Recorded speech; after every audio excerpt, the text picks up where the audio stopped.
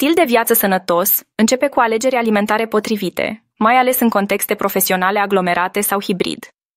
O alimentație echilibrată nu doar că asigură energia necesară, dar sprijină și funcțiile cognitive esențiale pentru luarea deciziilor și concentrare. Carbohidrații complexi, precum ovăzul, quinoa și orezul brun, stabilizează glicemia și îmbunătățesc performanța cognitivă. Conform Journal of Nutrition Research din 2023, consumul regulat de carbohidrați complexi reduce fluctuațiile de energie.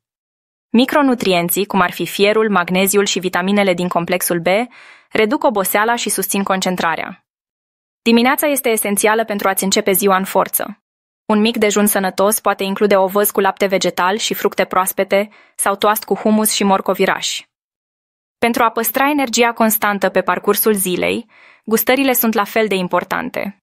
Nuci și semințe crude sau fructe proaspete cu o linguriță de unt de arahide sunt alegeri excelente. Un prânz echilibrat, cum ar fi piept de curcan cu salată de quinoa sau somon cu cartofi dulci și brocoli, sprijină energia de după amiază și menține productivitatea ridicată. Pentru cei care lucrează remote sau în mod hibrid, mesele preambalate sunt o soluție eficientă. Wrap integral cu hummus, legume crude și brânză feta poate fi o opțiune rapidă și nutritivă. Pentru turele de noapte, este recomandat consumul de mese mici și frecvente, bogate în proteine și carbohidrați complexi, evitând alimentele procesate. În joburile fizic solicitante, este esențial să crești aportul de carbohidrați complexi, precum cartofii dulci sau orezul brun, și proteine slabe, cum ar fi puiul sau peștele. Gustările bogate în calorii sănătoase, cum ar fi smoothie-urile cu nuci și fructe, sunt ideale. Căderea de energie de după prânz poate fi prevenită prin mese echilibrate și obiceiuri simple. Evită carbohidrații rafinați și porțiile mari, care pot cauza fluctuații ale glicemiei. Optează pentru mese moderate în calorii, bogate în fibre și proteine. Un alt truc este să faci o plimbare scurtă după masă, care ajută la digestie și îmbunătățește circulația, menținându-te energizat.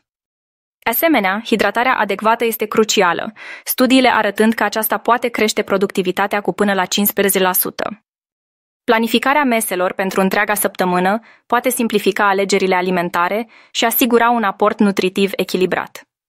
Lunii, începe cu ovăz cu lapte vegetal și fructe de pădure, urmat de un prânz cu piept de curcan, quinoa și brocoli. Marți, ouăle fierte și avocado pe pâine integrală sunt ideale pentru începutul zilei, iar prânzul poate include somon cu cartofi dulci și sparanghel. Miercuri, un smoothie cu banană și unt de arahide, urmat de tocană de linte cu legume. Oi, terci de ovăz cu lapte de migdale și salată de quinoa cu spanac și nuci. Vineri, toast cu humus și morcovirași, iar la prânz piept de pui cu orez brun și legume la aburi.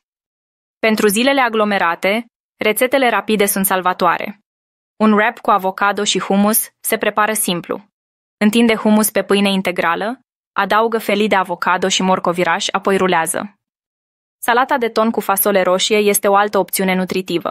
Amestecă ton conservat cu fasole roșie, porumb și dressing de lămâie.